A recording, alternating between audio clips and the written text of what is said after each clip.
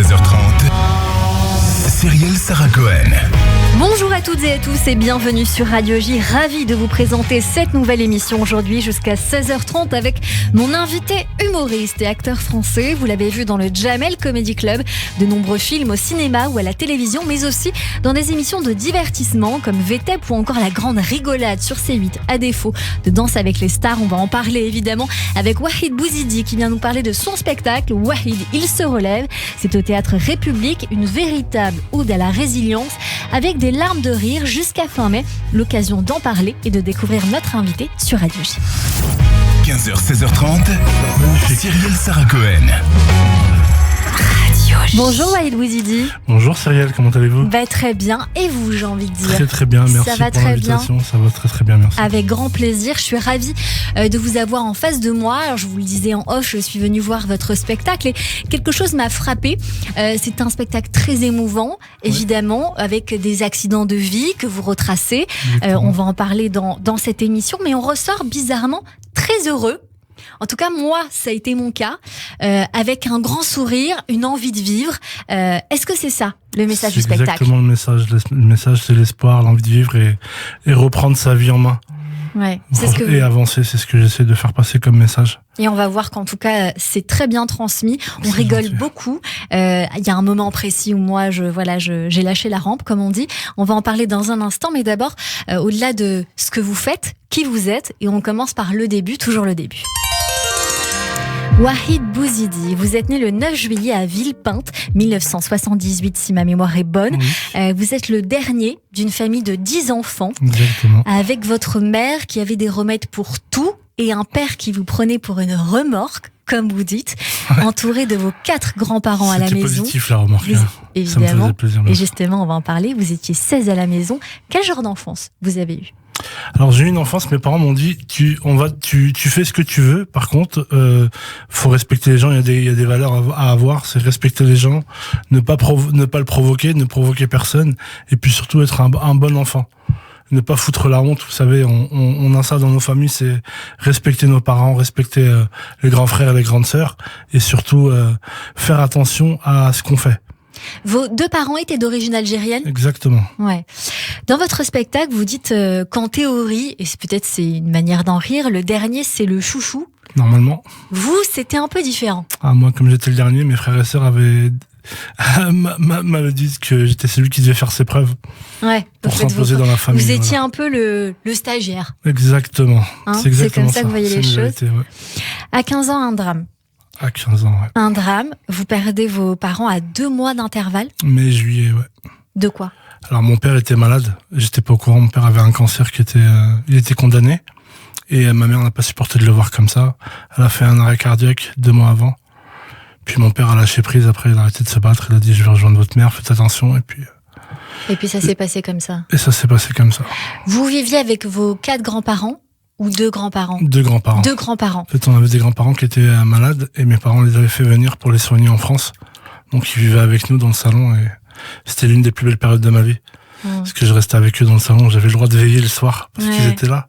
J'avais l'autorisation. Après le départ de vos parents, qui c'est qui vous prend en charge avec vos frères et sœurs ? C'est mon grand frère Ahmed qui me fait les papiers, en fait, qui devient mon tuteur légal. Ouais. Et il m'emmène vivre chez lui à Noisy, à 2 km d'où on était. Noisy-le-Sec ? Noisy-le-Sec, exactement. J'ai été vivre avec lui et puis c'est lui qui s'est occupé de moi, qui m'a tout fait. Vous dites, et c'est une manière d'en rire aussi, que vous devenez orphelin comme Princesse Sarah avec sa poupée Hamid. C'était exactement ça. En fait, mon frère m'avait offert une poupée à l'époque. C'était la poupée de Boutragueño qui jouait au Real de Madrid à l'époque. C'est une grande poupée et puis je parlais avec elle. Et je parlais tous les soirs avec. J'étais vraiment... c'était mon meilleur ami, quoi. Je me renfermais sur moi-même parce qu'après le décès de mes parents, c'était difficile. On a essayé de me faire voir des psychologues. Ça n'a pas marché. Et puis, je me renfermais beaucoup sur moi-même parce que j'avais entendu une conversation chez moi où mes frères et sœurs disaient « Il ne faut pas pleurer devant moi ».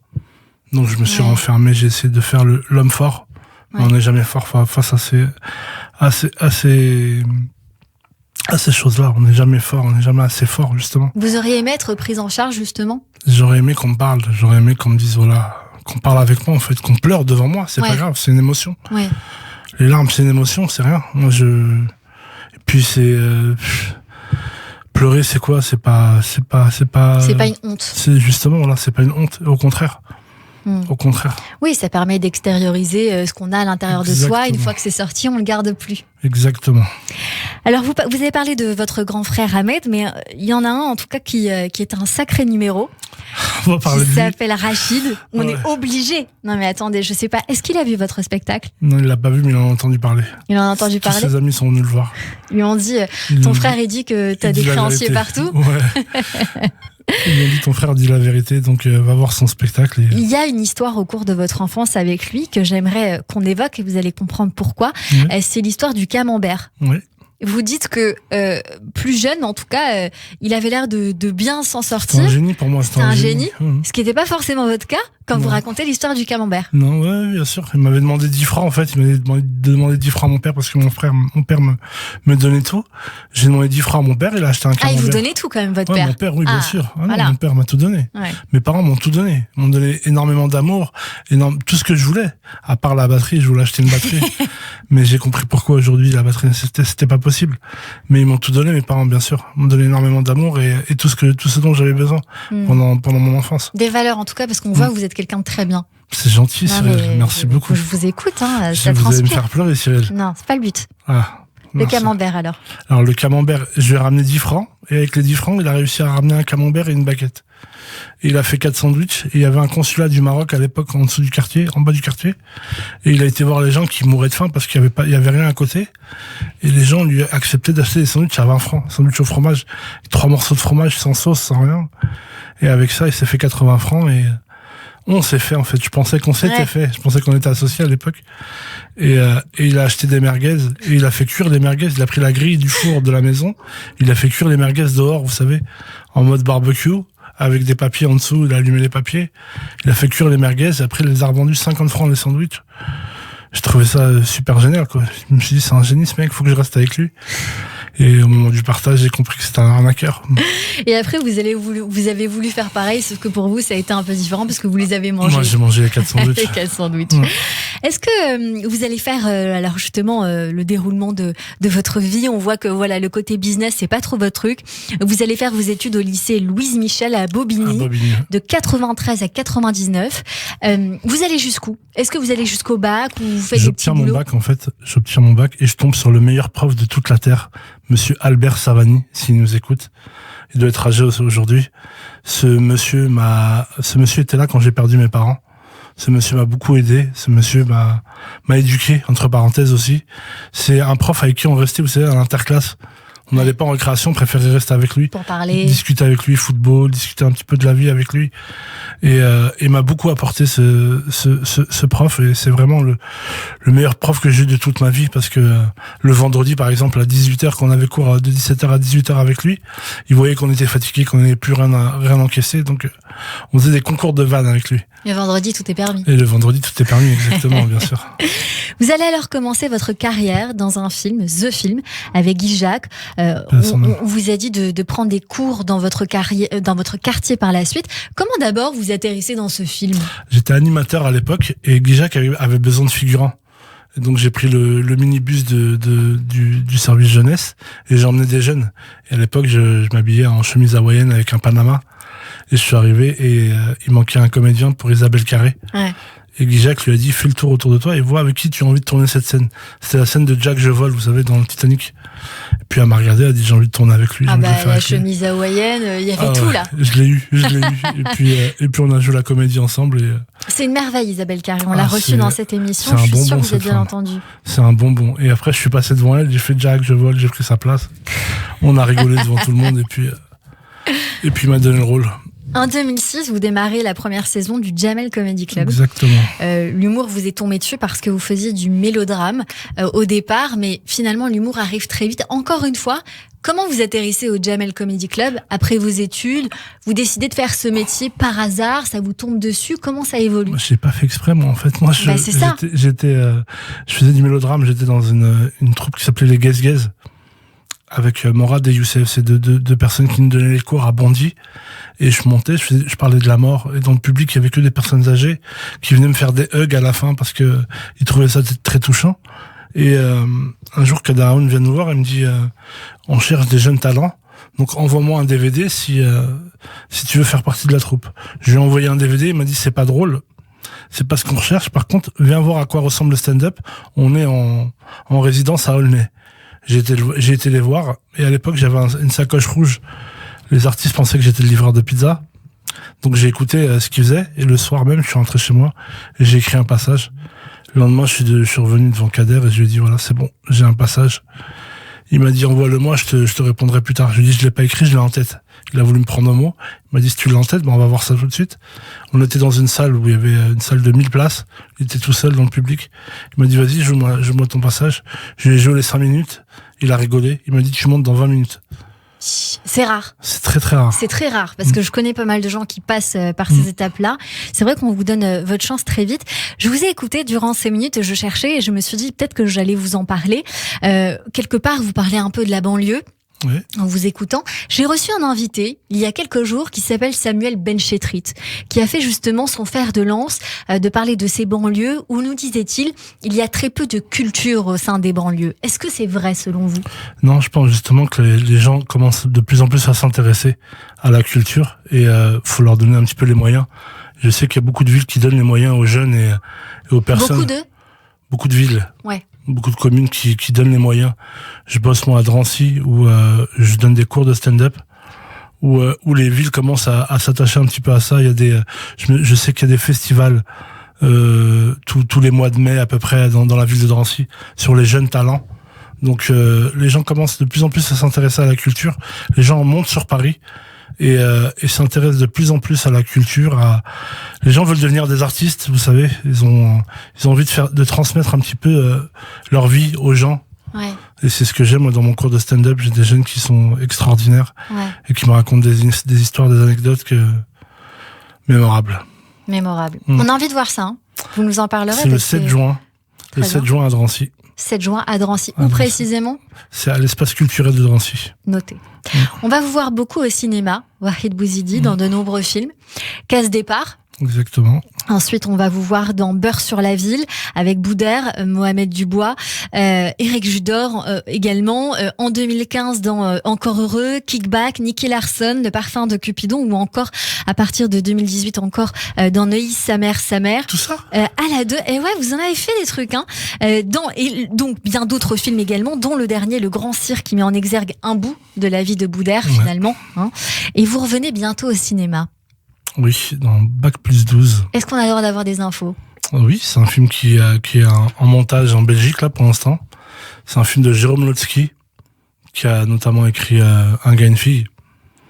C'est juste ça.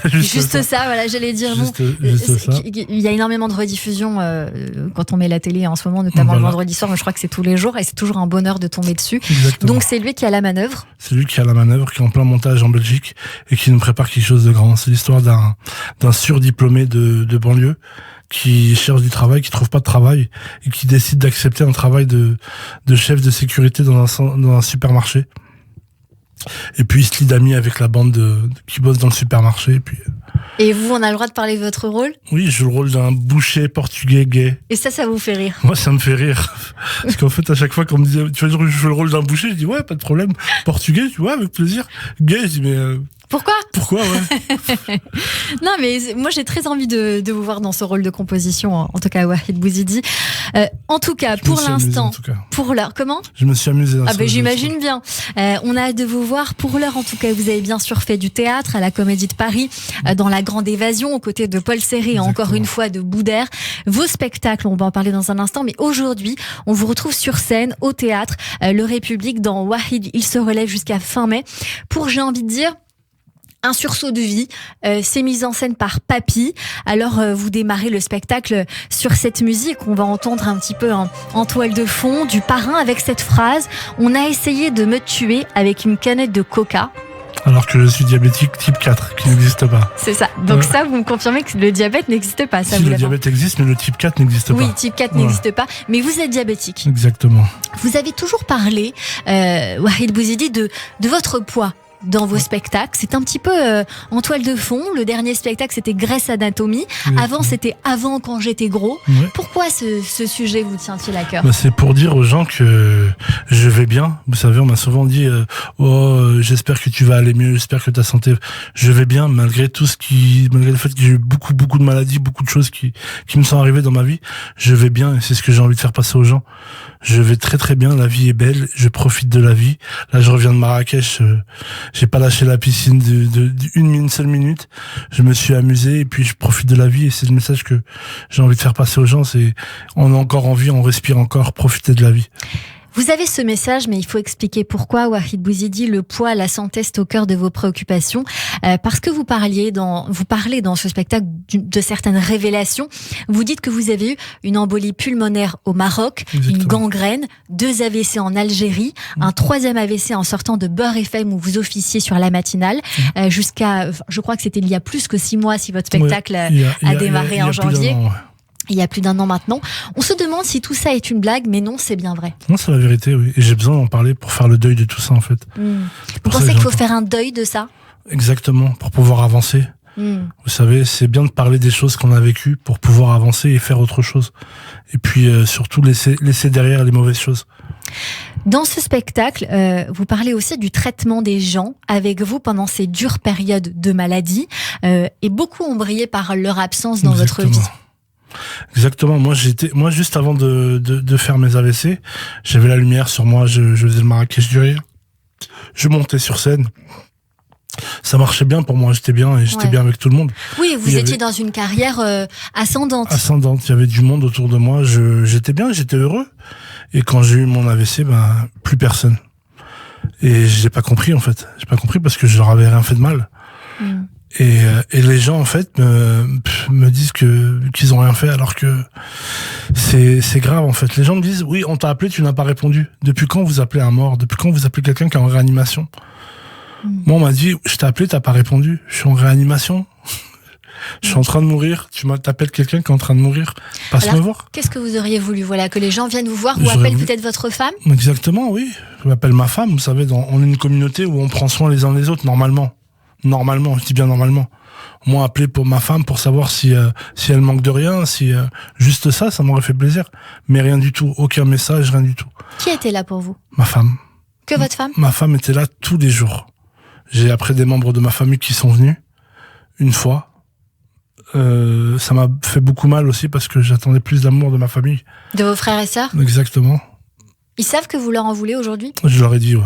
Et vous êtes toujours en lien avec eux? Je leur en veux pas, mais j'étais obligé de leur dire que ça m'avait touché, en fait, ça m'avait marqué.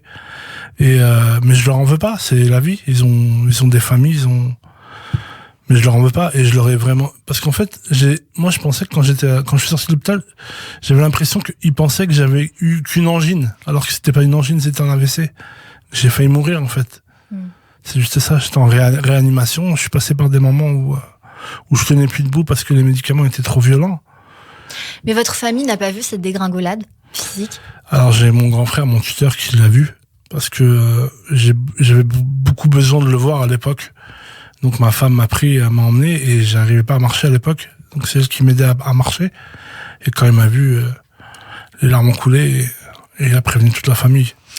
Malgré tout ce que vous êtes en train de me dire, Wahid Bouizidi, les gens qui vous connaissent ont l'air d'énormément vous aimer. En vous disant les gens, je pense à Bouder. Bouder, c'est quelqu'un qui est comme un frère. C'est mon grand frère, Bouder. C'est grâce à lui, c'est grâce à lui que j'ai repris la marche, en fait. Comment?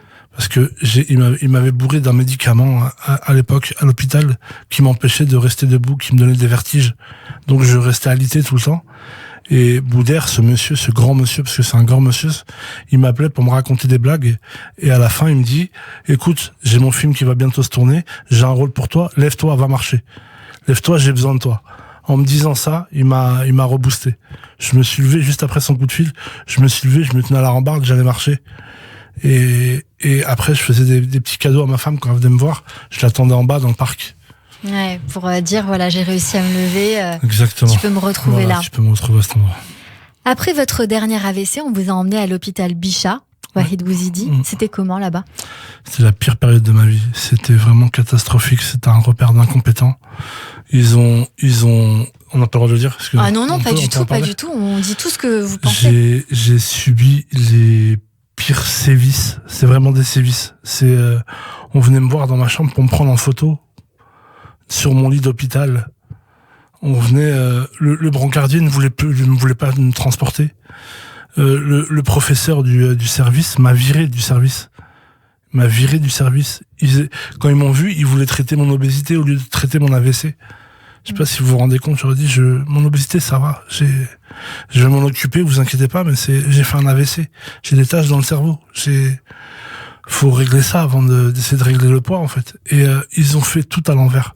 J'ai une FFI qui a mélangé, qui s'est trompée dans mes médicaments. C'est quoi une FFI ? C'est une aide-soignante ? C'est une personne qui prend la fonction d'interne, en fait, à la place du professeur, parce qu'apparemment il est trop overbooké. Et elle s'occupe des patients. Et elle parle avec des malades qui sont dans un état où ils peuvent pas répondre. Et elle leur demande leurs médicaments. Et elle m'a sorti un médicament que j'ai jamais pris de ma vie et avec lequel j'ai failli mourir, en fait. Elle m'a parlé d'un Cardégique. Je prenais du Xarelto. Xarelto, c'est un anticoagulant hyper puissant et avec lequel vous pouvez pas faire de fibroscopie, par exemple, parce que vous faites une hémorragie interne directe. Et elle m'a prescrit, elle a mis ça sur ma feuille de soins. Et du coup, ils allaient me faire une fibroscopie. Et quand la dame me dit, vous êtes sous Cardégique, je dis, je connais pas ce médicament, c'est quoi? Elle me montre le sachet. Je lui dis, non, j'ai jamais pris ça. Je lui dis, par contre, je suis sous Xarelto. Et la dame qui devait me faire la fibro elle crie en disant, comment ça?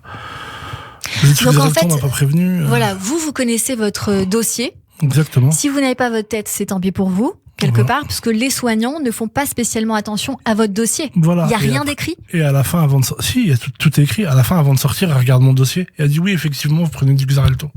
Mais on voulait pas vous donner ça, on voulait vous donner autre chose. En fait, on a dit à la personne qui faisait la fibroscopie que je prenais un autre médicament qui était compatible avec la fibroscopie. Voilà. C'est quoi le problème pour vous, Wahid Bouzidi ? C'est la saturation, le manque d'effectifs, le ras-le-bol ? Je pense le manque d'empathie ? C'est le manque d'empathie, énormément, parce que quand on arrive, on a vraiment l'impression d'être à l'usine là-bas. Le manque d'empathie, la saturation aussi, je veux bien le comprendre. C'était la période du Covid, donc c'était pas une période facile. Je comprends tout, je comprends tout. Hein. Je jette la pierre sur personne, mais il y a un minimum. Vous savez, quand elle a failli me tuer, je lui ai dit, j'ai failli mourir à cause de vous. Elle m'a rejeté la faute dessus. Elle m'a dit, non, c'est vous qui m'avez dit. Je lui ai dit, mais je vous ai rien dit du tout. Je connais pas ce médicament. Et puis, et vous écoutez quelqu'un qui est dans le coma. Mais comment vous faites, en fait? Comment j'ai fait pour parler avec vous? J'étais dans le coma. Et j'ai horreur de ça, en fait, qu'on me fasse passer pour un menteur devant ma femme qui était là. Et votre femme, elle est pas devenue dingue? Si. Ma femme, elle me connaît par cœur. Je l'ai regardée dans les yeux, je lui ai dit, écoute, j'ai jamais dit ça. Elle m'a dit, oui, je sais. Ensuite, quand elle a lu mon dossier sur l'ordinateur, elle a dit, ah, effectivement, je me suis trompé. Pas d'excuses, rien du tout. C'est de sa faute, mais elle s'excuse pas. Mais je sors toujours de l'hôpital. Je suis toujours viré de l'hôpital. Avec un professeur qui me dit, si vous voulez vous plaindre, allez à l'hôpital américain. Là-bas, vous payez, donc vous pouvez vous plaindre. Wahid Bouzidi, vous avez porté plainte? Non, j'ai pas porté plainte parce que pour moi, c'était pas le moment de porter plainte. Mais est-ce que c'est dans votre tête, ça, par exemple? C'était dans ma tête à un moment donné, et puis après, je suis passé à autre chose parce que il faut avancer. C'est un moment difficile, il faut avancer, et c'est un moment difficile pour la France entière, en fait, pour tout le monde. Pour clôturer cela, vous avez un message pour les médecins ou les soignants à l'hôpital Bichat qui disait que vous ne vous relèveriez pas? Eh ben, c'est pas vrai. Je suis debout et puis je vais continuer à me relever parce que j'ai pas fini de me relever. Je vais continuer à profiter de ma vie et puis vous me reverrez plus dans votre hôpital. On va passer à la suite de cette émission, évidemment, et on continue à parler de ce spectacle. Vous restez avec nous, on continue cette émission avec Wahid Bouzidi, que l'on retrouve bien sûr au théâtre Le République dans Wahid. Il se relève le vendredi à 21h30 et samedi à 20h jusqu'à fin mai. Dans un instant, on poursuit également cette émission avec mes chroniqueurs qui nous rejoignent. Mais tout de suite, le rappel des titres sur Radio J.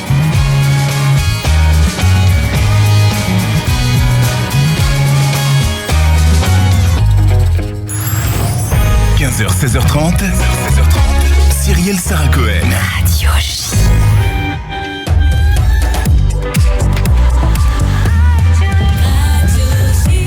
15h30 16h30 sur Radio J. Bonjour et bienvenue si vous venez de nous rejoindre tout de suite. Le rappel des titres avec Alexandra Sénigou.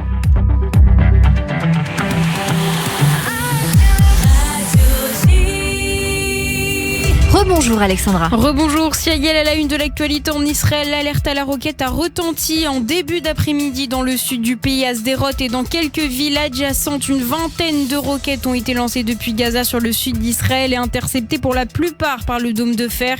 2 sont tombés dans la cour d'une maison sans faire de victimes et un homme de 25 ans a lui été grièvement blessé par un éclat d'obus. Les habitants de ces villes doivent pour l'instant rester aux abris. Une offensive qui intervient après que des tanks israéliens aient bombardé des positions du Hamas. Tsahal répondait à d'autres roquettes qui ont été tirées ce matin après l'annonce de la mort d'un des cadres du Hamas dans une prison israélienne. Et peu de temps après les tirs de roquettes de ce matin, une attaque terroriste a visé le nord-ouest de la Samarie. Ce matin, des tirs ont ciblé des voitures israéliennes près de Toul-Karem. Un Israélien de 39 ans a été blessé par du verre brisé. Il a été conduit à l'hôpital. Le terroriste est activement recherché par Tsahal. L'actualité en France, après la forte mobilisation d'hier contre la réforme des retraites, l'intersyndicale annonce une 14e journée de manifestation le mardi 6 juin. Date décidée ce midi au terme d'une longue réunion de l'intersyndicale. Et merci beaucoup Alexandra Sénigou. On vous retrouve à 16h pour le journal complet. Tout de suite une très courte pause et c'est la suite de notre émission avec Wahid Bouzidi, mes chroniqueurs qui nous rejoignent sur Radio J. Radio J. Radio J. Réfoy, Serge et Nicolas Rafale. Radio J. Bonjour, c'est Serge. Bonjour, c'est Nicolas. On se retrouve tous les mardis de 21h à 22h sur Radio J. Au programme, médecine, chirurgie, bien-être et santé. Rendez-vous dans Réfoy avec les Rafales père et fils sur Radio J. Radio J. Radio J. Et si vous vous laissiez surprendre par vos prochaines vacances ? Embarquez avec MSC Croisières pour un voyage inoubliable de 11 nuits vers Israël et découvrez Haïfa et Jérusalem en passant par l'Italie, la Grèce et Chypre. Profitez vite de nos offres à partir de 849 € par personne. Conditions en agence de voyage ou sur msccroisières.fr. MSC Croisières, découvrez le futur de la croisière. Vous écoutez Radio J. Radio J. Sur le site radioj.fr, sur la page Facebook de Radio J et sur l'appli Radio J. Radio J. Radio J. Radio J. Radio J. Radio J. 15h, 16h30. Cyrielle Sarah Cohen. De retour sur l'antenne de Radio J. Merci de passer votre après-midi avec nous aujourd'hui jusqu'à 16h30 avec mon invité aujourd'hui, Wahid Bouzidi. Dans cette partie d'émission, on va découvrir toute la culture du moment, mais ce sera dans un instant parce que j'avais encore envie de parler de votre spectacle avec vous, Wahid Bouzidi, parce que certes, il y a des gens qui ont brillé par leur absence, mais il y a quelqu'un, j'ai envie de dire, de spécial qui a été là pour vous. Et c'était il n'y a pas si longtemps, c'était à Gare de Lyon. Oui, Bernard de la Villardière. Expliquez-nous. Incroyable. J'ai fait un malaise à la Gare de Lyon. Et ce monsieur, en fait, que tout le monde dénigre, est venu me porter secours. Il a ramené une bouteille d'eau et il a dit à ma femme, en fait, si elle avait besoin de quelque chose pour ce que mes proches n'ont jamais fait, en fait. Ce monsieur est venu et il a essayé de me porter secours à la Gare de Lyon. Et ma femme, quand elle l'a reconnu, elle a dit vous inquiétez pas, je vais m'en occuper. Allez-y, sinon il va faire un 4e AVC. Et puis non, j'ai trouvé ça très touchant en fait que ma femme me dise ça. J'ai aussi eu Yacine du Jamel Comedy Club qui est venu m'aider quand j'étais là-bas. Je l'ai vu, je me souviens de lui. Et non, j'ai trouvé ça très très fort en fait, parce que tout le monde le dénigre, tout le monde parle mal de lui, de ce monsieur, tout le monde. Puis j'en parle un petit peu, je le remercie à la fin du spectacle parce que j'ai pas eu le temps de le remercier. J'espère qu'il entendra le message un jour. Bon, on va essayer de faire en sorte que le message passe. C'est gentil, merci. Wahid Bouzidi, dans votre carrière, vous allez faire le Marrakech du rire, toutes les grosses scènes d'humour, mais ce n'est pas de ce dont vous êtes le plus fier. Non. C'est quoi ? J'ai fait fermer un restaurant. Pourquoi ? Un restaurant chinois. J'ai fait fermer parce que je mangeais trop là-bas tous les jours et puis.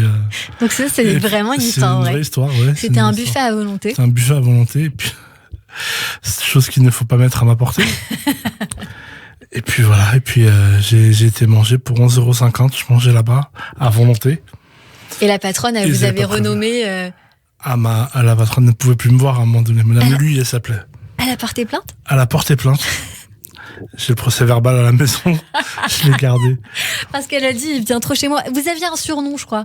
Le wok illimité. Ouais. C'est voilà, ça ? Voilà. Magnifique. Pour lui, c'était wok illimité. Et puis, elle l'a renommé wok limité parce qu'elle avait plus de stock. On vous a dirigé vers un centre spécialisé pour les gros diabétiques. L'IDNC, exactement. Sauf que chez les gros, comme vous dites, vous êtes un beau gosse. Un extrait. Je suis trop beau. Un extrait. Elle m'a mis dans un centre pour gros, vous savez, pour réapprendre à manger. Je lui ai pas dit merci tout de suite. Je me suis rendu compte d'une chose, c'est que chez les gros, je suis un beau gosse de ouf. Et je suis une bombe atomique chez les gros. Je me faisais draguer tous les jours. Quand je passais devant les meufs, ils disaient oh, il a mis un jean. Il a ramassé un truc sans effort. Wow, il s'est assis sur une chaise en plastique. Sans la casser. Sans la casser. Ouais. Sans la casser. Waheed Bouizidi, vous racontez aussi un moment mémorable avec l'aquabike. Extraordinaire, ouais. Je me suis rendu compte en fait qu'ils mettaient pas de sel pour les gros. Ils mettaient des planches. On était assis sur des planches pour pas justement... je sais pas ce qu'ils pensaient avec les sels, mais ils mettaient des planches sur les aquabikes pour les personnes en obésité. Hein Et je trouvais ça super drôle. Et quand j'étais dessus, je me suis dit quand je vais sortir, je vais en parler à tout le monde. Et puis j'ai décidé. Et ça a servi parce que votre spectacle est là. Et on dit je sais pas comment on appelait celui qui donnait les cours. En tout cas, vous appelez mes petits glucides. Les petits glucides, alors qu'on était tous diabétiques. Non mais c'est énorme. Les petits glucides, ils me disaient j'espère. Ouais, combien de grammes vous avez perdu aujourd'hui? J'espère qu'à vous tous ça fait 1 kilo. Ça c'est très drôle. Ça c'était drôle pour vous, c'était dur. Non, c'était drôle. Moi, je me suis amusé là-bas. Je me suis amusé, il y avait la piscine, il y avait tout. On jouait aux échecs, au loup-garou le soir. C'était un bon moment. C'était une colonie pour vous. De vacances. Waheed Bouizidi, quand je vous entends, quand je vous vois aujourd'hui, et quand je vous vois dans ce spectacle, vous démarrez assis sur un fauteuil roulant. Oui. On voit vous relever au fur et à mesure. Spécial, j'ai envie de dire, dédicace à la mise en scène de Papy. Je pense que c'est bien pensé. On a le sentiment que le spectacle évolue en même temps que vous, que cette résilience. Est-ce que vous êtes d'accord? Est-ce que c'est ça le message? C'est le message qu'on voulait faire passer exactement. C'est au fur et à mesure dire aux gens, on se relève. C'est le titre du spectacle aussi.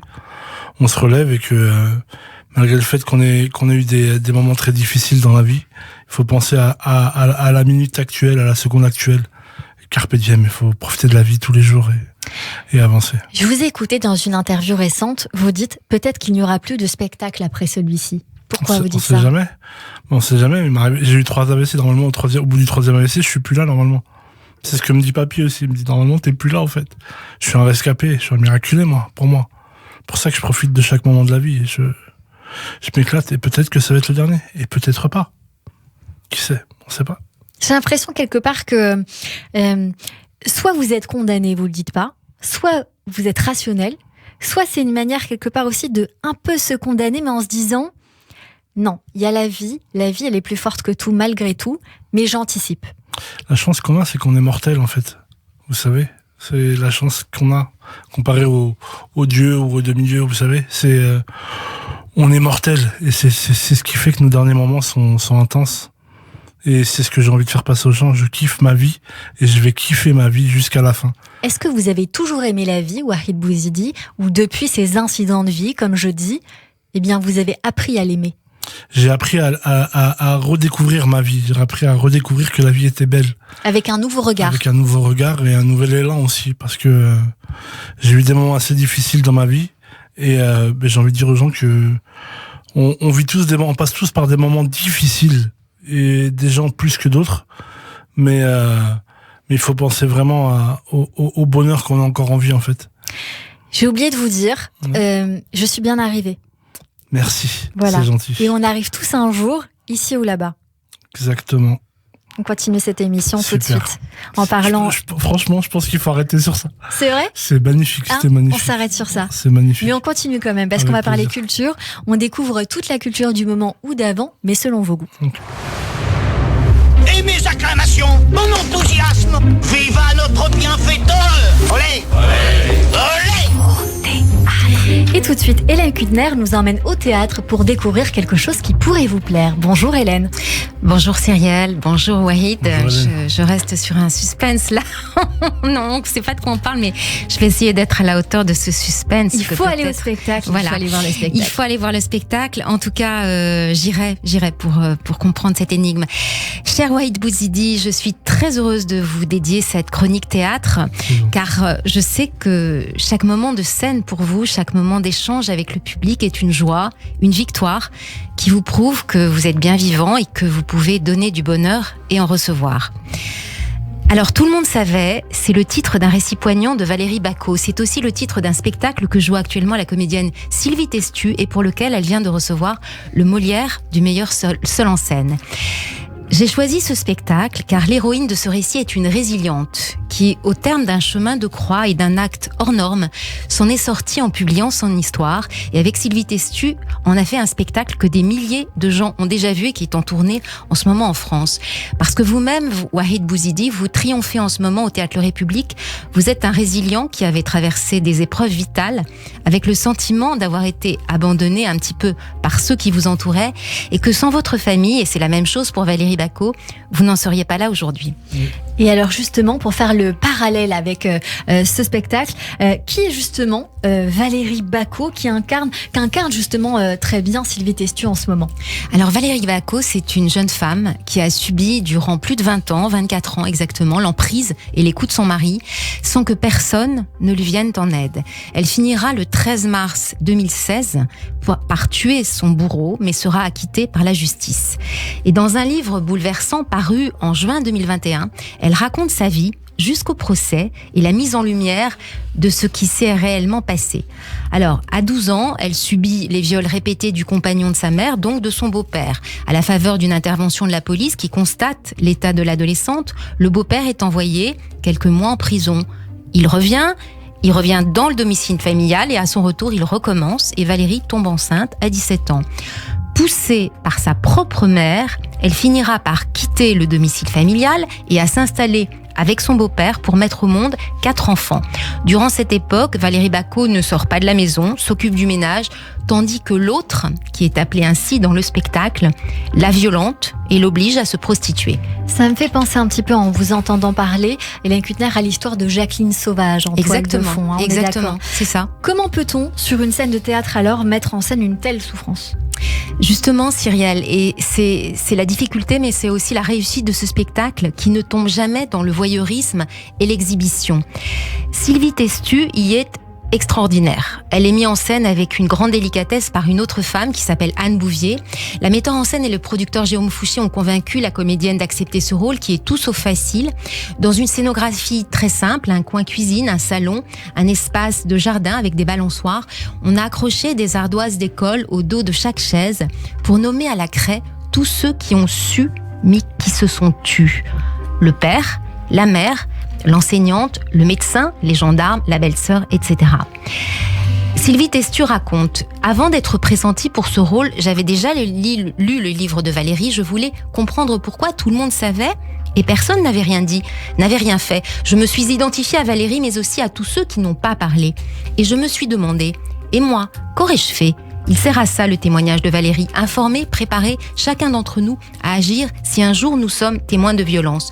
Ce texte aux limites de l'insoutenable, Sylvie Testu le porte comme un flambeau. Avec sa blondeur, sa juvénile présence, elle est comme un animal blessé, fragile, mais déjà fort. Elle campe la jeune femme, mais aussi tous les autres personnages, son avocate, les enfants. Son jeu est incandescent, elle semble en alerte perpétuelle, tentant à chaque fois d'envoyer des signaux de détresse qui se perdent dans la nuit. Cette histoire s'est déroulée sans que personne ne bronche à notre époque dans une totale indifférence familiale et sociale. Et ce spectacle que tout le monde doit voir agit comme une révélation, mais nous montre aussi une puissante résilience. Justement, on va parler de cette résilience qui permet forcément de survivre et qui passe aussi par la communication avec le public. Tout à fait, Cyrielle, parce que ce spectacle nous met en garde sur ce qui peut surgir à côté de nous et notamment les violences faites aux femmes. Mais le livre et le spectacle constituent aussi la plus belle preuve de résilience pour Valérie Bacot qui a pu survivre aussi grâce à ses 4 enfants à qui elle transmet dans ce spectacle un immense message d'amour. Et par votre histoire aussi, cher Wahid Bouzidi, votre spectacle nourrit fruit de votre humanité, de votre humour, de votre générosité, raconte aussi une résilience. Et résilience ne veut pas dire oublier, effacer les traumatismes subis. Au contraire, c'est en parlant et en partageant avec le public qu'on peut dépasser la souffrance et les mauvais souvenirs. Vous tissez une toile d'humanité entre vous et le public, faite de réalité et de fantaisie. Et c'est ainsi que vous, Wahid Bouzidi ou Valérie Bacot, grâce à Sylvie Testu, vous nous touchez profondément en plein cœur. C'est gentil. Merci. C'est elle qui m'avait pas prévenu. J'avais rien dit, moi. Oh là là là là. Merci beaucoup, Hélène Merci Kuttner. beaucoup. Tout le monde savait, c'est en tournée en ce moment avec Sylvie Testu. Tout de suite, on poursuit notre émotion avec Jérôme Goulon. Radio J. L'émotion de Jérôme Goulon. Bonjour Jérôme. Bonjour Cyrielle, bonjour Wahid. Bonjour. Je suis encore subjugué par la chronique de Hélène Kuttner. Ouais. Et c'est vrai que l'histoire de cette actrice, parce qu'on parle souvent dans les médias de Jacqueline Sauvage, mais c'est aussi l'occasion de rappeler que malheureusement des cas comme ça, il y en a des centaines, voire des milliers. Et que c'est plus commun qu'on ne le pense. Et que c'est beaucoup plus commun qu'on ne le pense, malheureusement. Sans transition, Wahid. Dans cette chronique, on va parler d'artistes ou d'œuvres que vous aimez. Alors on commence en musique avec l'un de vos chanteurs préférés. Il s'agit de Hatim Amor. Je ne sais pas si je prononce bien. C'est bien, c'est Hatim Amor. Hatim Amor, c'est très bien. Alors on peut entendre le titre Eya. On écoute un petit peu, je ne connais pas du tout. Un tout petit bout. Allez, on écoute. اليوم انا راني لاباس ما نقطع لياس الدنيا هانيه يا اختي وسي لافي لافي انت يا جيتيني اليوم وفي بالك نتبدل والله ما هو Le titre Eya, un single sorti le 16 février dernier, c'est son nouveau single, c'est son dernier single. Alors ce chanteur, c'est donc un chanteur marocain. Il n'est pas forcément très connu en France, où il ne se produit d'ailleurs quasiment pas, mais il fait un carton dans le monde entier. Il est d'ailleurs suivi par 6 millions de followers sur Instagram. Et ce chanteur, il a un point commun avec le titre de votre nouveau one-man show, Wahid, il se relève. C'est celui, lui aussi, d'avoir su se relever. C'est ce qu'il dit dans la chanson. Dans cette chanson. Exactement. Né à Casablanca, il est passionné de chant depuis l'âge de 10 ans. À 20 ans, il tente sa chance dans des télécrochets au Liban, qui sont alors un tremplin pour beaucoup d'artistes. C'est pour ça qu'il est parti là-bas. Malheureusement, ça ne se passe pas très bien pour lui, si bien que découragé, Hatim envisage d'arrêter la chanson. Il tente malgré tout une dernière fois sa chance dans l'émission Studio 2M, l'équivalent de Popstar au Maroc. Et là, c'est le déclic. Il gagne l'émission et sa carrière décolle. Alors sa carrière, elle est riche aujourd'hui. Par un titre d'exemple, en 2018, à l'occasion de la Coupe du Monde de foot, il dévoile un clip dans lequel les joueurs de l'équipe du Maroc participent à son clip, ainsi que d'autres célébrités comme Gad Elmaleh. En 2021, il est notamment choisi pour être le nouveau visage de la marque de téléphonie Oppo au Maroc. Ses concerts, eux, ils cartonnent, et son nouveau single qu'on entend totalise déjà 10 millions de vues sur YouTube en seulement 2 mois. Bref, il est parti de rien et aujourd'hui il arrive à un très gros succès. Exactement. Pas forcément en France, mais dans le monde il cartonne. Ça va venir en France. Et c'est possible qu'effectivement ça commence à arriver en France peut-être grâce à vous. Comment vous l'avez connu, ce chanteur ? Moi je l'ai connu, en fait j'ai rencontré ma femme sur une de ses chansons. D'accord. Et puis je me suis intéressé à lui, j'ai écouté, puis cette chanson est arrivée il y a pas longtemps. Et puis quand je l'ai écouté, je me suis retrouvé un petit peu dans cette chanson. Ouais, ça colle. Ça colle, exactement. On poursuit avec un autre artiste que vous admirez, Wahid, et c'est le Comte de Bouderbala. Oui, alors le Comte de Bouderbala, alias Sami Améziane, un humoriste qui cartonne et dont le parcours est assez incroyable. Si l'artiste s'est fait connaître et s'est fait un nom dans le milieu de l'humour, ce n'était pas forcément son choix de départ. Passionné de basketball, il est repéré dans sa jeunesse par le PSG Racing, qui le recrute. Il signe ensuite pour l'équipe Espoir AS Bondy, un club de deuxième division au basket à l'époque. En 2000, il est même appelé par l'équipe d'Algérie de basket, pour laquelle il est même présélectionné pour le championnat du monde. Bon, finalement, il participera pas à la compétition.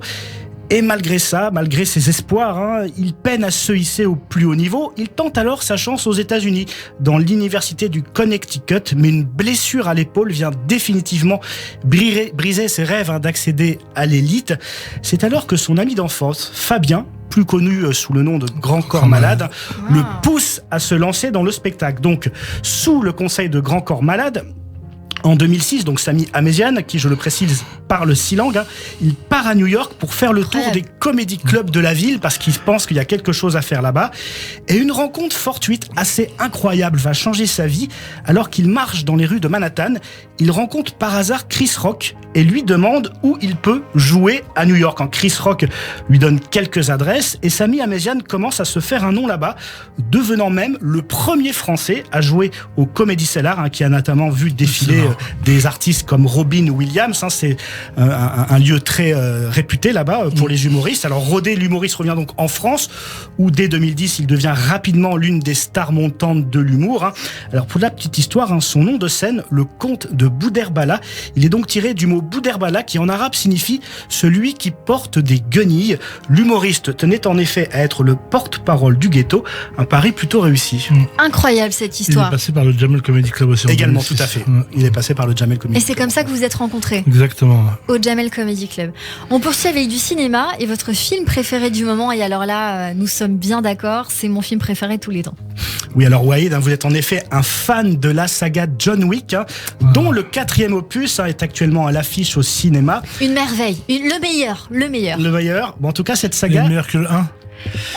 C'est différent, mais c'est assez incroyable. Le 1, je l'ai regardé 3 fois de suite. Ouais, bon, je vous crois. Le 1, il est fou, mais... Je remettais à chaque fois au début. Vous savez qu'il prévoit peut-être un 5e. J'espère. Ouais, j'espère. C'est vrai que ça fait partie des sagas où les suites ne sont pas déceptives, contrairement à certaines sagas où plus il y a d'épisodes et plus c'est mauvais. Là, c'est pas le cas. On se demande où ils vont s'arrêter en fait, jusqu'où ils vont aller. Tant que ça marche. Moi, je l'ai vu en 4K, je sais pas quoi, où vous savez, il y a le siège qui bouge. Ah non, mais c'est extraordinaire. Il faut que les gens connaissent ce truc-là. Avec le vent, l'eau. Exactement. Il y a l'eau, le siège qui bouge. 4DX, on est vraiment en immersion totale. C'est l'avantage. C'est vrai qu'aujourd'hui, les salles de cinéma, c'est très compliqué. Donc, ça fait partie des choses maintenant d'aller au cinéma avec ses effets spéciaux. On comprend le prix de la place de cinéma avec cette expérience. C'est un intérêt supplémentaire. Bref, donc pour revenir à John Wick, donc cette saga elle est portée par Keanu Reeves, dont le destin comporte un point commun avec le comte de Bouderbala, dont on parlait il y a un instant.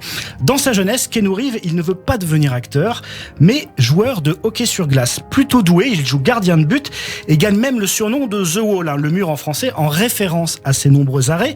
Il joue à Toronto et alors qu'il rêve de représenter le Canada, une blessure, comme Sami Amézian, le contraint d'arrêter le sport, comme vous. Voilà, ce sont des destins croisés, des destins communs. Alors Keanu Reeves se consacre alors à sa seconde passion, la comédie, et ironie du destin, dans le premier film pour lequel il joue, qui s'appelle Young Blood, sorti en 1986 avec Patrick Swayze au casting, eh bien Keanu Reeves, il incarne un joueur de hockey de haut niveau, ce qu'il ne peut donc pas être dans la vie, il le joue à l'écran. Alors finalement, le destin va se montrer plutôt généreux pour Keanu Reeves, qui devient une star internationale grâce notamment au film Speed et puis à la saga Matrix qui débute en 99 et puis maintenant grâce à John Wick. Un succès qui pourtant ne monte pas à la tête de Keanu Reeves qui est une sorte d'ovni dans le milieu de Hollywood. Bien que multimillionnaire, l'acteur dit ne pas être attaché à tout ce qui est matériel pendant plus de 10 ans, alors qu'il aurait pu s'acheter tout ce qu'il voulait. Il a même vécu dans sa Volvo, puis à l'hôtel, plutôt que d'acheter une maison pour, je le cite, n'être piégé par aucune considération matérielle. Alors il achètera finalement sa première maison à 39 ans, il a même aujourd'hui acheté un appartement en face du Central Park à New York, mais pendant des années, il vivait à l'hôtel ou dans sa voiture, parce que par conviction, alors qu'il avait tous les moyens. On aurait adoré lui demander pourquoi. Voilà, il était comme ça, c'était son état d'esprit, prenait sa guitare, jouait dans la voiture. Voilà, c'est une personne qui est passée par des moments difficile aussi. Il a connu il a perdu sa sœur très tôt d'une leucémie. Ça peut être effectivement, parfois quand vous perdez un proche, vous agissez de façon peut-être différente que si. Il a fait des dons énormes pour la clinique où était hospitalisée sa sœur aussi. Tout à fait. Voilà, c'est quelqu'un qui se lève quand il voit une personne âgée dans le métro. Il se lève pour laisser sa place. C'est une belle personne. Une belle personne. Une belle personne, et comme il lui dit lui-même, qui affirme parfois se sentir un peu seul et pas du tout en phase avec le monde actuel. Il a même révélé qu'à l'époque où il avait tourné Matrix, un film très avant-gardiste sur l'informatique, il n'avait même pas d'ordinateur. Ça paraît incroyable. En tout cas, malgré donc la déception de ne pas être devenu joueur de hockey, Keanu Reeves a très bien su, comme vous, Wahid, se relever. C'est gentil de me comparer à Keanu Reeves. On va terminer avec de la littérature et un livre qui vous a touché. Oui. Vous savez ce que c'est? Oui. C'est que le jour doit à la nuit. Oui, de Yasmina Khadra, un livre sorti en 2008. Alors un roman bouleversant qui nous emmène dans l'Algérie des années 1930 à 1962. L'Algérie, quelque chose qui vous parle forcément du fond du cœur. Alors l'histoire commence avec le petit Younes, âgé d'une dizaine d'années, qui vit avec ses parents. Mais après l'incendie criminel de leur récolte, ses parents doivent quitter leur terre. Younes est alors confié à son oncle pharmacien dans la ville d'Oran. Rebaptisé Jonas, il grandit parmi les jeunes de Rio Salado, dont il devient l'ami. Alors dans la bande, il y a Émilie, la fille dont tous les garçons sont amoureux, la belle Émilie. Et entre Jonas et elle naîtra alors une grande histoire d'amour, mais qui sera troublée par les conflits qui agitent le pays. Alors je ne vais pas dévoiler toute l'intrigue pour ceux qui n'ont pas lu le livre, mais ce qu'on peut dire, c'est... Alors il y a Alexandre Arcadi qui a fait une très belle interprétation au cinéma. Mais j'allais vous le dire, j'ai l'impression que il est extraordinaire le film. On est d'accord, mais il me parle, mais je l'ai vu, je crois, il y a très longtemps. Oui, je crois qu'elle est sortie en 200001, mais je suis pas sûr, faudrait que je vérifie la date, mais je crois que c'est 2001. Le livre, il est sorti en 2008 ? Alors je dis une bêtise, en 2011, pardon, je me trompe de chiffre. C'est très belle adaptation d'Alexandre Arcadi. Tout à fait. Et alors, par rapport à cette intrigue donc, que je ne vais pas dévoiler, ce qu'on peut dire de ce livre, c'est que donc ce roman éclaire un peu d'un nouveau jour, de façon très poétique également, la dislocation atroce de deux communautés, dont les Pieds Noirs, amoureuses de ces deux communautés d'un même pays. C'est une grande histoire d'amour en fait. Alors sur fond d'histoire coloniale... Il y a coloniale... plusieurs histoires d'amour dans ce film. Sur fond d'histoire coloniale, donc ce que le jour doit à la nuit, il appréhende aussi la complexité de l'être humain, le poids du passé et des origines dans la construction d'une personnalité, la part d'ombre et de lumière en chacun de nous, d'où le titre du livre. Une pépite à lire et puis un film, effectivement, une adaptation à regarder, dont l'une des morales, c'est par là que je terminerai, tient en une citation de son auteur, Yasmina Khadra, qui disait, et c'est vrai que ça va bien avec ce que vous dites, Wahid, vous disiez à l'instant Carpe Diem, eh bien, qu'est-ce qu'elle disait, l'auteur ? La vie est un train qui ne s'arrête à aucune gare. C'est un homme, Yasmina Khadra. Où on le prend en marche, où on le regarde passer sur le quai. Il n'est pire tragédie qu'une gare fantôme. Merci Jérôme Boulon. Merci beaucoup. Extraordinaire vos chroniqueurs. Faut leur donner des émissions. On va poursuivre en musique. Ouais. On est obligé. On n'a pas la Darbuka. Dommage. C'est très dommage. Dommage. Mais bon, on le réserve pour ceux qui vont venir vous voir. Bien sûr. Parce que c'est le clou du spectacle. Ouais. Moi, c'est comme ce que je vous disais. Je m'éclate. C'est ma pub en fait dans le spectacle où je me repose et je prends un kiff de fou. Je m'éclate et je repense à ma mère. Raison. On va continuer à prendre un kiff de fou nous aussi en continuant cette émission. Bien évidemment, dans un instant, on va écouter Michael Jackson avec ce Billie Jean et puis notre séquence tac au tac, les questions aux auditeurs, notre coup de cœur du jour et notre experte Nathalie Daudrier nous rejoint dans un instant. Un peu de musique et puis c'est le journal de l'info et on revient. Restez avec nous.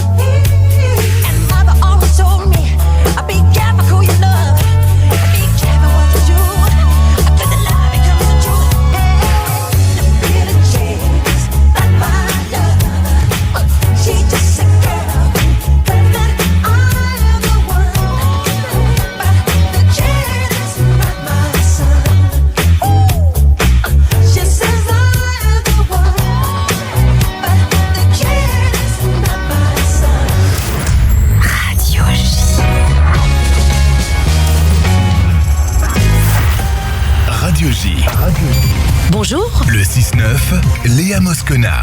Retrouvez-moi tous les matins avec mes chroniqueurs et mes invités de 6h à 10h au menu politique, culture, société, santé, judaïsme et histoire. On est dans l'air du temps tous les matins de 6h à 10h. Radio J. Victor Vince, directeur général du MDA France. La campagne IFI est d'une importance capitale pour nos secouristes. Ils ont besoin de matériel médical, de véhicules médicalisés et d'équipements qui les protègent lors de leurs interventions. Faites votre don au MDA France et bénéficiez d'une déduction fiscale à hauteur de 75% sur votre impôt. Soyez les partenaires du Magen David Adom. Pour vous accompagner dans votre démarche, mda-france.org ou 01 43 87 49 02.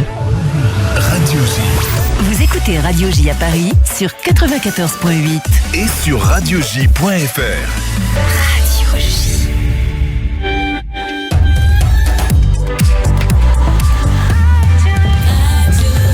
Il est 16h sur Radio J. Bonjour et bienvenue. Tout de suite, le journal de l'information avec Alexandra Sénégou.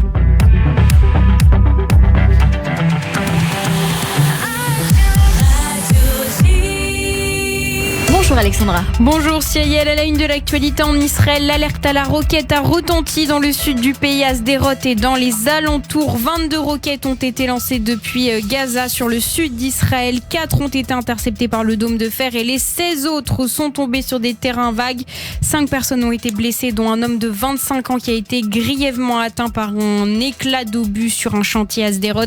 Le ministre de la Défense, Yoav Gallant, a rencontré en urgence le chef d'état-major de Tsahal, Herzi Halevi, cet après-midi. Quiconque tente de nuire aux citoyens d'Israël sera désolé, c'est ce qu'il a déclaré en sortant de cette entrevue.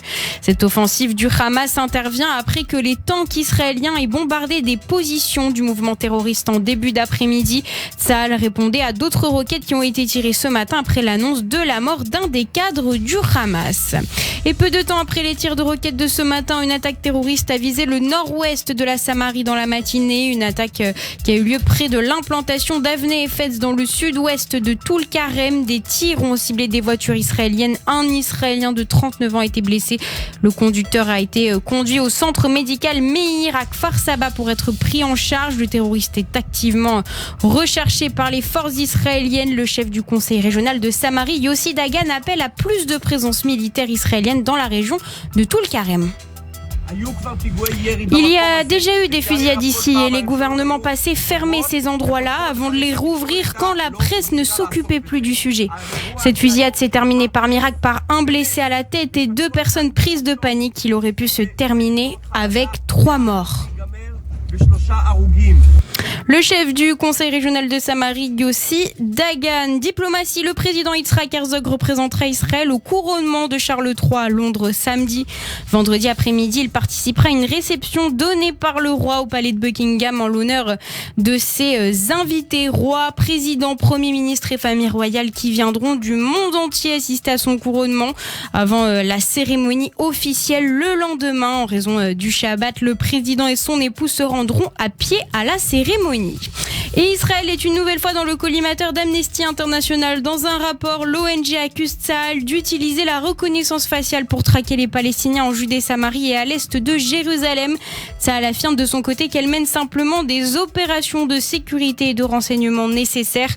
Le rapport de l'ONG indique que l'armée utilise un système de caméras qui s'appuierait sur des bases de données composées exclusivement de Palestiniens. Un mot de l'actualité en France. Après la forte mobilisation d'hier contre la réforme des retraites, l'intersyndicale annonce une 14e journée de manifestation. Ce sera le mardi 6 juin prochain, date décidée ce midi au terme d'une longue réunion de l'intersyndicale.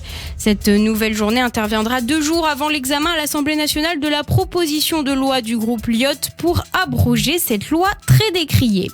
Et les manifestations d'hier ont été une nouvelle fois émaillées de violence. Les défilés ont été marqués par des heurts parfois très violents dans plusieurs villes et principalement à Paris, Nantes et Lyon. Le bilan du ministre de l'Intérieur Gérald Darmanin fait état d'une centaine de blessés chez les forces de l'ordre.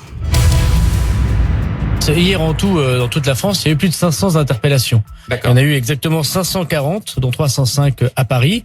Et puis vous savez comment ça se passe devant des choses aussi graves que celles qu'on a vues contre ce policier, ce cocktail Molotov. Nous relisons les images. Et l'enquête sera sans doute confiée à la police judiciaire qui à peu près de façon certaine arrive à faire interpeller les personnes qui en sont responsables. Je ne sais pas si vous vous rappelez, il y a 2 mois, il y a eu un CRS qui est tombé devant vos images de télévision. En prenant un pavé. Exactement. Ouais. La personne a été plusieurs semaines après interpellée par la police judiciaire et présentée devant la justice. Le ministre de l'Intérieur Gérald Darmanin sur BFM TV. Et merci beaucoup Alexandra Sénigo. On vous retrouve demain à partir de 14h. En attendant, c'est la suite de notre émission avec mon invité Wahid Bouzidi sur Radio J et on revient. Radio J. Le 6-9, Léa Moscona. Tous les matins à 7h45 sur Radio J, Christophe Barbier. Demain, je recevrai l'un des porte-paroles du Parti Socialiste, Pierre Jouvet. C'est tous les jours à 7h45 sur Radio J. Vous écoutez Radio J. Radio J.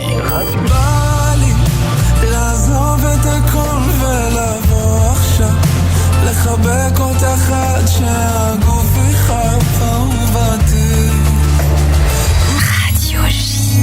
גדל לי קצת זקן על הצלקות ולמילים שלי התאמתי מנגינות הגיטרה היא זאת שפתרה לי בעיות כמה בעיות רוב הזמן לבד 4 קירות ככה מהצד למדתי איך לשחות אף פעם לא שכחתי מה אני צריך להיות מה צריך להיות Vous écoutez Radio J. תחפשי את סוף הדרך אני כאן מחזיק אותך כשאת נשברת מתל אביב ועד השמש קחי את הזמן Radio J. Radio J. Radio J. Radio J. 15h, 16h30.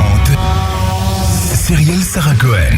De retour sur l'antenne de Radio J. Merci de nous rejoindre si c'est le cas, si vous êtes avec nous depuis le début. Merci pour votre fidélité avec notre invité Wahid Bouzidi.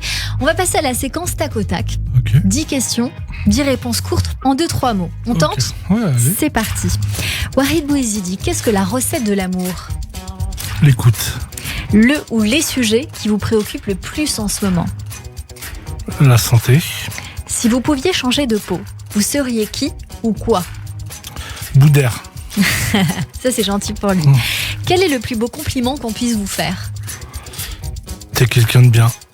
Ah, bah alors j'ai tapé dans le mille tout à l'heure. Exactement. Qu'est-ce que vous avez fait de plus fou pour quelqu'un ou pour vous-même ? Je me suis inscrit dans son cours de danse. C'est vrai ? Ouais, C'était votre pour femme ? une fille. Non. C'était bien pour avant ? une fille du lycée, ouais. Elle était contente, ça a marché ? Non, ça n'a pas marché du tout. La plus belle qualité humaine pour vous, qu'est-ce que c'est ? C'est la fidélité. Vos 3 grands plaisirs du moment ou dans la vie ? Rester avec ma femme. Parler avec ma femme.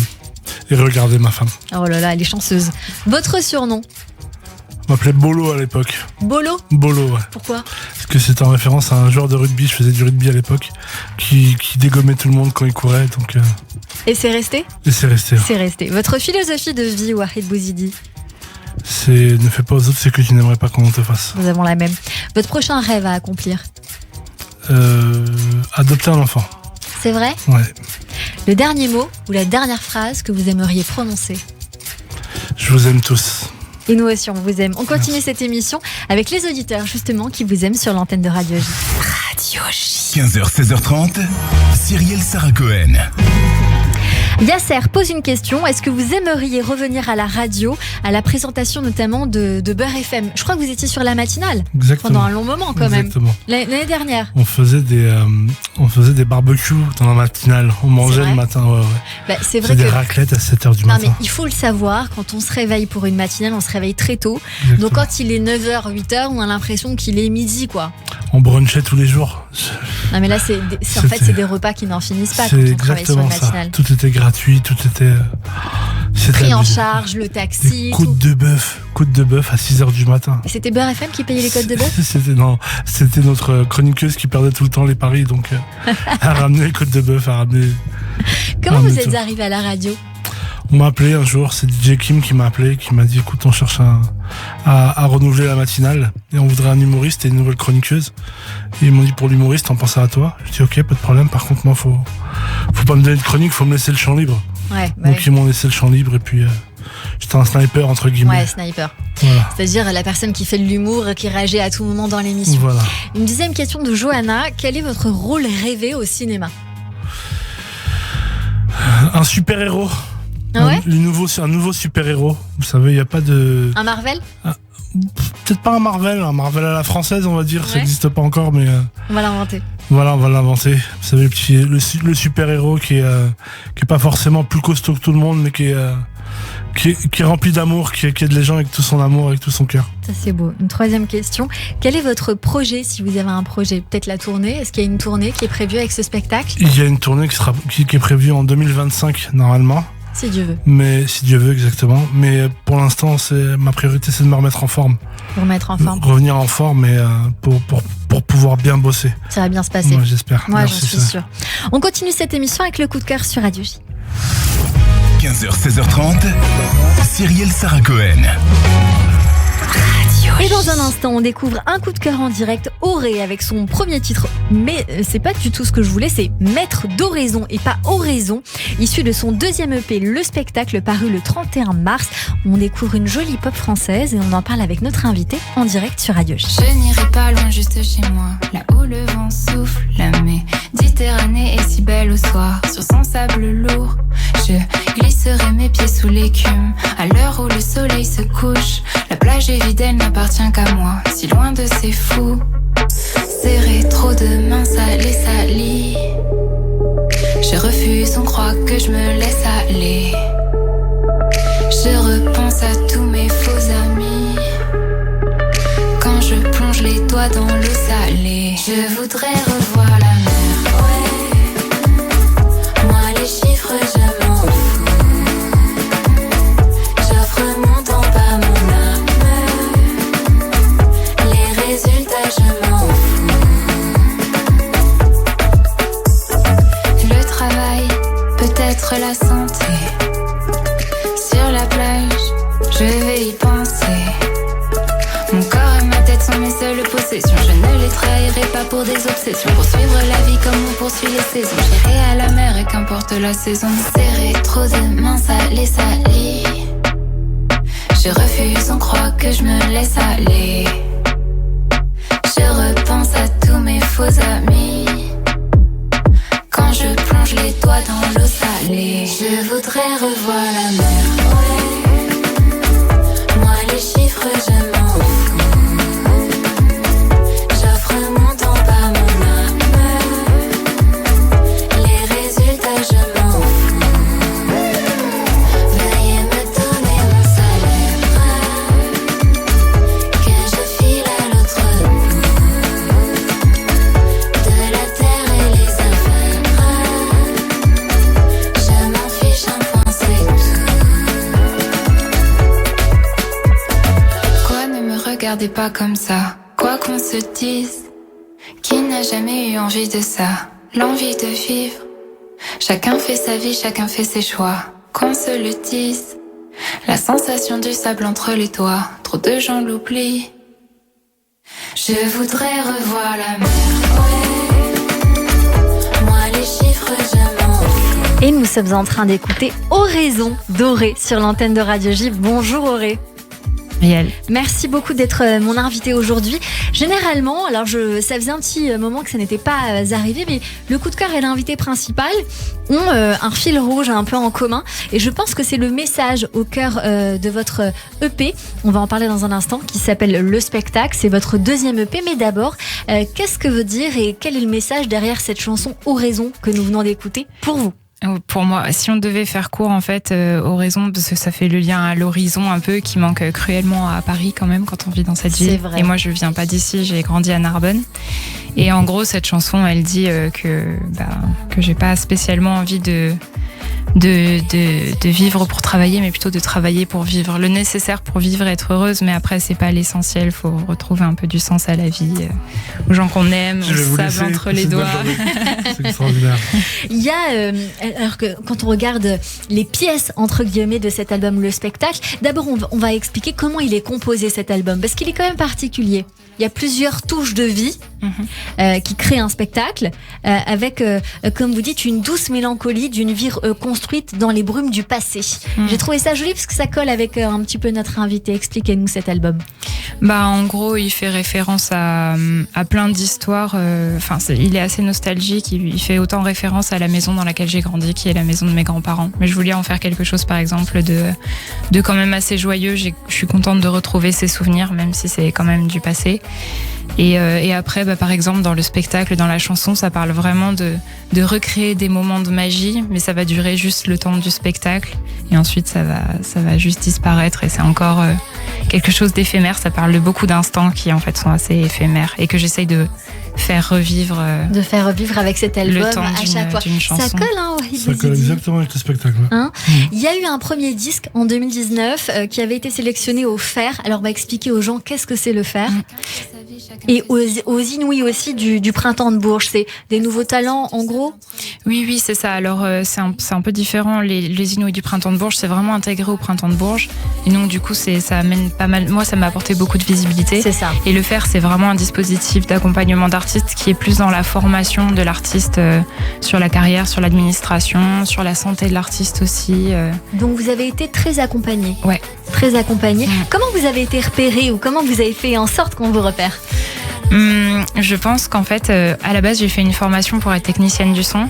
Et donc j'étais technicienne et mes amis étaient aussi dans l'audiovisuel, donc dans la technique de l'image, tout ça. Vous travailliez pour la télé? Enfin, vous vouliez travailler pour la télé, la radio? Non, moi je voulais être artiste. Mais ma mère m'a dit d'abord essaye d'avoir un travail, histoire de subvenir à mes besoins. Et ensuite, c'est ça. Et ensuite, si tu veux être artiste, écoute, vis ta vie. Tu feras ça à côté. Voilà, c'est un peu ça. Et en fait, on était tous techniciens, sauf je pense, eux en tout cas, ils ont du talent et on a monté pièce par pièce le premier clip et j'ai été aidée pour le son, tout ça. Et en fait, je pense qu'on est arrivé avec une matière qui faisait très professionnelle alors que je sortais de nulle part. On va écouter La Vieille Maison un petit peu sur Radio J.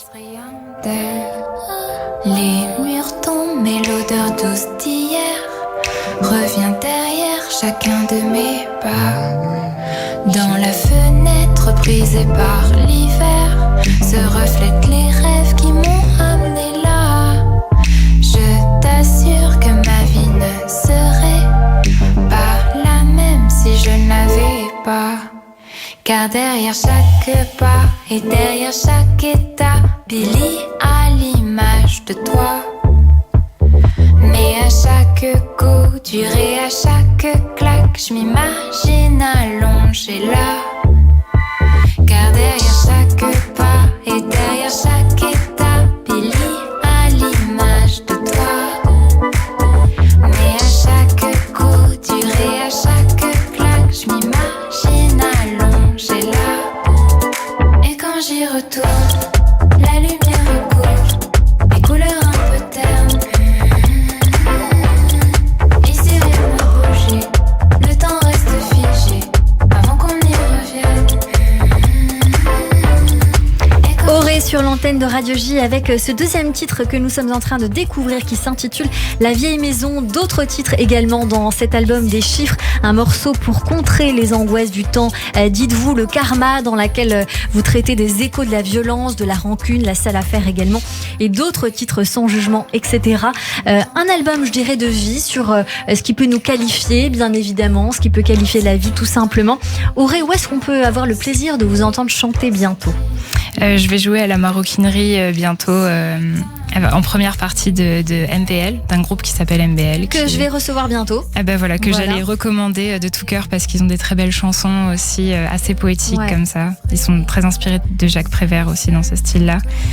Et sinon, je vais jouer au Metaxou le 28 juin. Le 28 2022, juin, c'est où le Metaxo? C'est à Pantin. À Pantin. Voilà. Écoutez, on va noter ça. Pour vous rejoindre sur les réseaux sociaux, c'est où?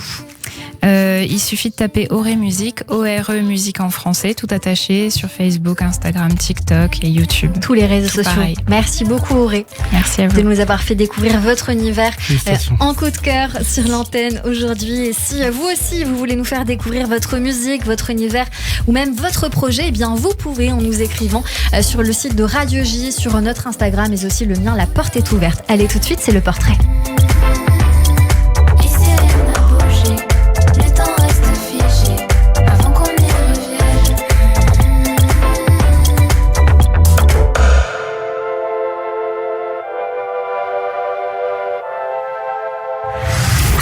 Radio J. 15h, 16h30, Cyrielle Sarah Cohen. Radio J. Radio J. Le portrait psychologique. Wahid Bouzidi, jusqu'à maintenant, je sais que vous avez retenu les quelques larmes, mais forcément, Je retire mes lunettes alors. on va débriefer. D'accord. On est obligé. Obligé là. Et donc, Nathalie Dedrieux va s'y coller, comme on dit. Mais il y a Auré Elle a- aussi, on peut faire sur Auré c'est pas Non, vrai que je- non, peut-être qu'on fera un petit parallèle. Mais en tout cas, Ok. on a bien écouté. J'ai vu toutes les notes de Nathalie juste ici. Et donc, Nathalie va nous donner un petit peu son regard au travers de ce que vous nous avez délivré. Bonjour Nathalie. Bonjour Cyrielle, bonjour Wahid Bouzidi. Bonjour Nathalie. Ravie d'avoir assisté à cet échange. Et effectivement, je prends des notes lorsque vous échangez avec Cyrielle, que vous répondez à ces questions avec beaucoup de précision. J'ai rien dit de grave, tout va bien. Et non, au contraire, c'était très authentique Merci. et très touchant. Vous avez partagé de l'intime, et ce qui est rare. Donc voilà, moi forcément, ça me touche. Et je peux, à travers ce que je peux avoir senti, mon propre prisme, ma sensibilité, vous révéler un petit peu ce que j'ai pu retenir de tout ça. Alors il y a vraiment une ode à la vie. Quand même, et au vivant, au monde, de la créativité qui est vraiment partagée ici. Vous partagez une enfance, faite de valeurs transmises, notamment dans le respect. Donc ça peut donner un cadre. Et il y a tout de suite cette notion de peut-être devoir chercher sa place. Vous dites que vous êtes le petit dernier d'une fratrie de 10, mais que la place n'est pas toute faite. Exactement. Qu'il fait un peu combattre. Et je combats toujours en fait. Et c'est exactement ça, le fil rouge de votre existence, c'est que vous devenez un conquérant, mais au service du vivant. Exactement. Arrête, Cyrielle. On va. On se tutoyait pas en plus, hein. Non, ouais, Ça nous a rassemblés, ouais, hein. ouais, exactement. C'est pas fini. On a encore Il y a 5 déjà eu minutes. beaucoup d'émotions avec Hélène Kuttner et Jérôme Goulon, donc on va poursuivre, on est ensemble. Et les émotions se communiquent. Alors c'est ça, communiquer, c'est un peu votre pierre angulaire. Communiquer veut dire mettre en commun. Donc c'est un peu, le fait d'être sur scène, c'est aussi le fait d'être dans l'exutoire de ce qui est aussi bon et moins bon, bien sûr, mais c'est aussi le fait d'être relié et connecté. Le besoin de connexion et de reliance de l'être humain est très très fort, autant que celui de la sécurité ou de la spiritualité. Donc il est vraiment mis au centre de votre partage aujourd'hui. L'espoir, bien sûr, l'envie de créer. Et je dirais que avec ce traumatisme de vie, cette perte en l'espace de 2 mois de vos 2 figures d'attachement, 2 figures d'amour, en l'espace de 2 mois, vous avez témoigné d'un isolement, d'un retranchement sur vous-même. C'est déjà peut-être le terreau d'une créativité qui se nourrit à partir d'un monde imaginaire, donc besoin en général d'être un peu isolé. Et c'est ce que peut dire aussi le corps, parfois quand il y a une carapace de dureté, soit fort, on pleure pas, on n'en parle pas, forcément le corps est aussi empreint, teinté de cette injonction. De cette injonction où il ne faut pas. Il y a des choses dont on ne parle pas.